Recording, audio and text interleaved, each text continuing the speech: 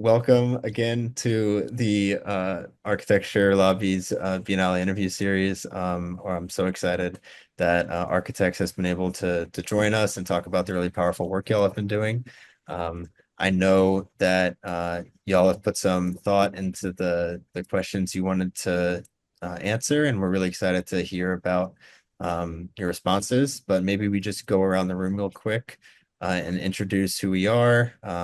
And I can just start. My name is John Ludlam, pronouns he, him. I work with the Architecture Lobby on a number of different organizing efforts, and it's my real pleasure to be able to connect with all these different organizations. So I'll open up the floor.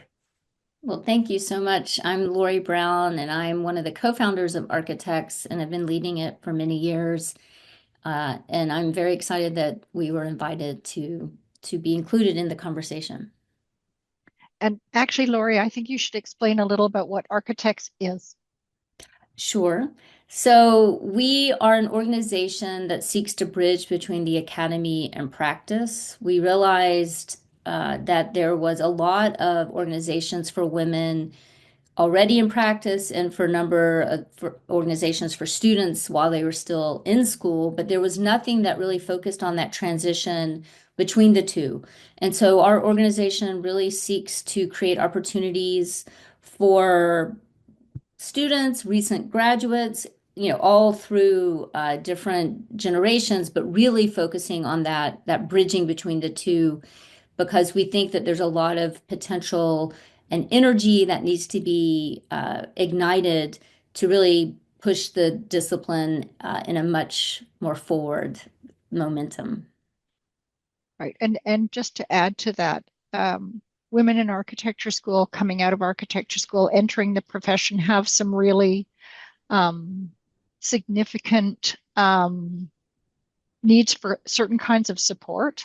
And without them, you, I think, wind up a fair substantial drop off of people between school and the profession. So one of the things we were really concerned about is making sure that was acknowledged and provided if we can. And who are you, Anne? Oh, I'm Anne Lewison. I'm a practicing architect in New York City. I have been since the mid 80s. I worked in many different firms in different capacities, but primarily I do a lot of technical work. I'm considered a senior technical architect. I do a lot of QC reviews of sets of documents. I spend a lot of time on construction sites and a fair amount of my time at work mentoring mid-level architects who have to figure out how to navigate complicated situations. That sounds really fascinating. Like I want to have a whole conversation just about that. That's really Oh, cool. thanks. But I for really now, like it. I know it sounds awesome. For now, though, we'll start with our first question, which is, what is your vision for the future of architecture? So for me, the vision of architecture also parallels the vision of the world I want and hope to try and create, which is that women are treated equitably and equally in all facets of our life, and that architecture would be more significantly engaged in contributing to the world's most pressing problems. So, in my vision of the future of architecture, all architects are paid equally and our value is rewarded, and that we are at the forefront of working to respond to the most pressing issues of our time. Nicely put. I'd say that a lot of my sense of the future of architecture is certainly very parallel to that. Um, Here in the trenches, I really would love to see more architecture firms be engaged with unions. I think that as a collective, we are much stronger with exchange of information between us in order to achieve the kind of equitable understanding and value that Lori has just identified. Um, within the practice of architecture, I think it's really important to bring as many people in the office to every construction site and not have them sitting in the office drawing endlessly and not seeing what are the implications of every single line you draw. And to do that collectively, we really don't, we're not monks, illuminating manuscripts alone. It's very collective process with many remarkable disciplines.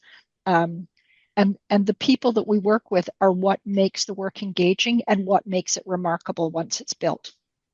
And I think one of the strengths of architects, so I'm located in the academy, and so the hope is that we model these visions for our students and that the students engage in that way, which also then once they transition out into practice, they have a certain kind of expectation that will help push, as Anne is talking about, those kind of desires of how mentorship and early career architects would then be able to advocate for themselves and for their peers in a way that's much more collectively invested and really thinking, I would argue, more holistically about how we all are accountable for one another in the future that we are trying to co-create.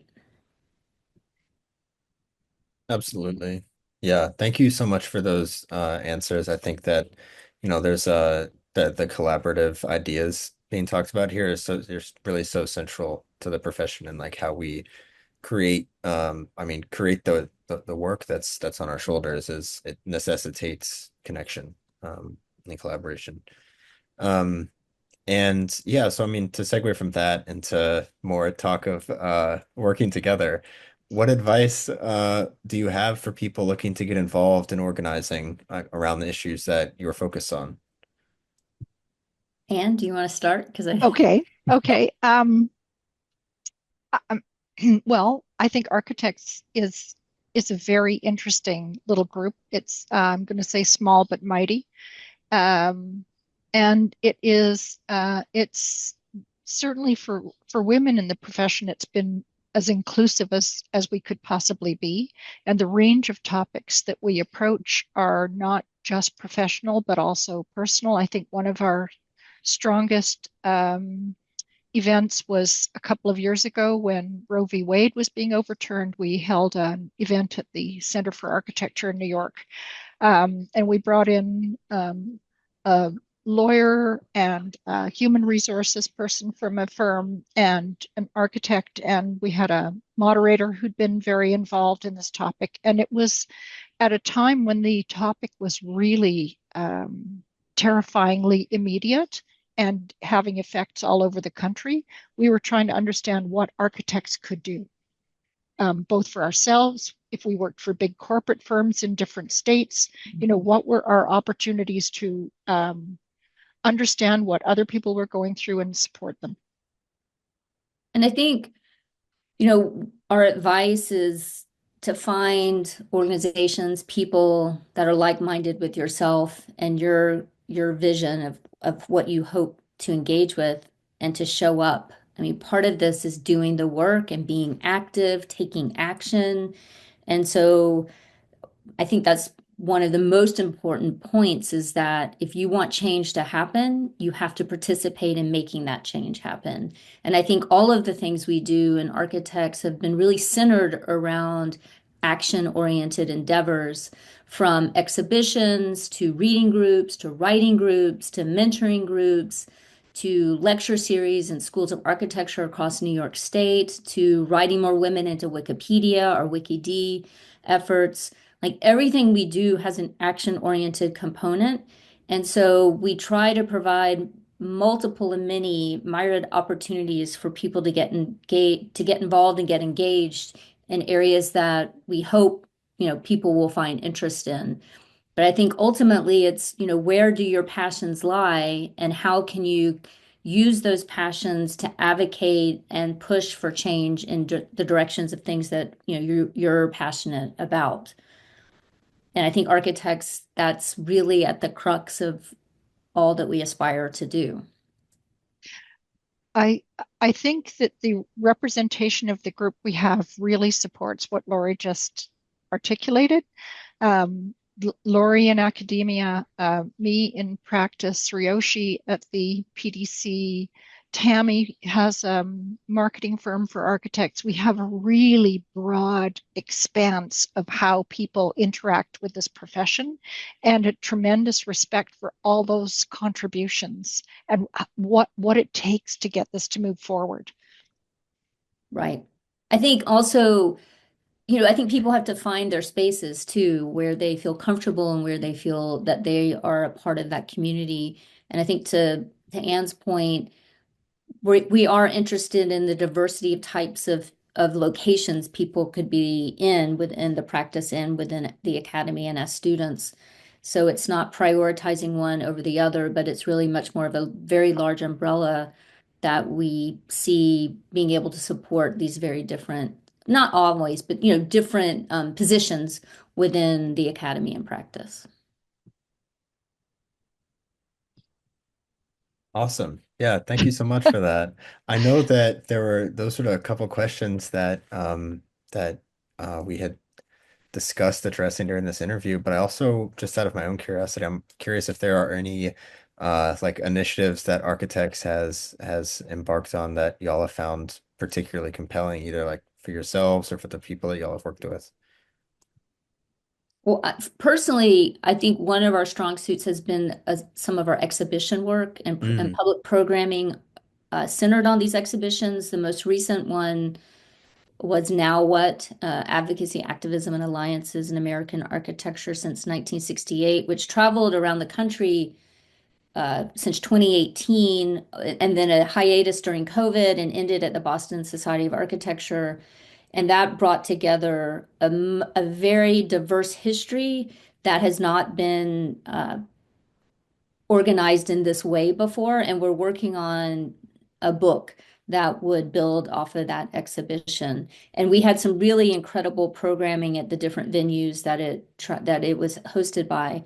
And I think that's been a really good and strong way that we've been able to bring some of these issues to bear in the academy and reaching out to practice also, but really to help inspire and show to students that some of these struggles that students see now, through the environment, through LGBTQIA, through race, that these are not new. They may be different versions, but there's this long and important history of architects advocating and working for social justice, and to not forget that we are part of this legacy and of change making. And it's not just in our culture, it's in other cultures and other countries as well. Um, I really feel like we can be a much more internationally connected group if we make deliberate efforts to engage that way.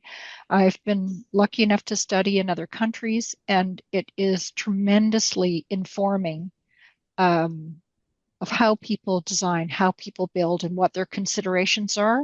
It's a very different way of understanding where we are within our profession in a much broader context. Looking at how other countries are dealing with sustainability, reuse of materials, reuse of buildings. It's an eye opener and it's inspiring. Mhm.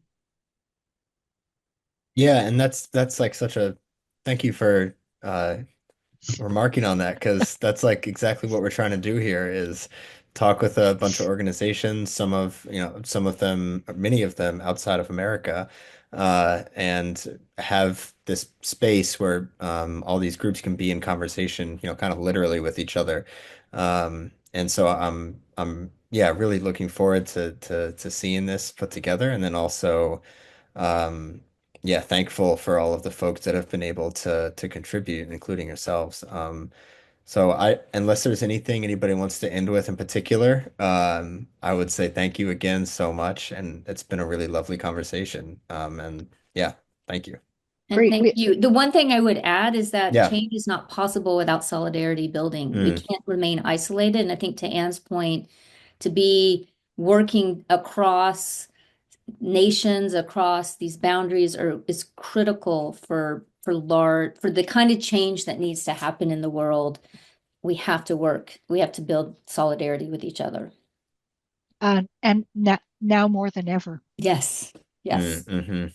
So thank Absolutely. you, the Architecture Thank Lobby, you. for including. our for voices. including us. Thank you. Yeah. We just feel lucky everyone's taking their time to do these interviews. We're like sending out all these emails, So yeah, we're excited. You Um, send something out and you get something back. yeah, Right. exactly. Yeah. But yeah, thanks again so much. Been a really lovely conversation. Right. And yeah, again, have a lovely evening. Yeah, Thank you you. too. Thank you, John. Okay, yeah. Thanks. All Bye. right. Bye. Bye-bye.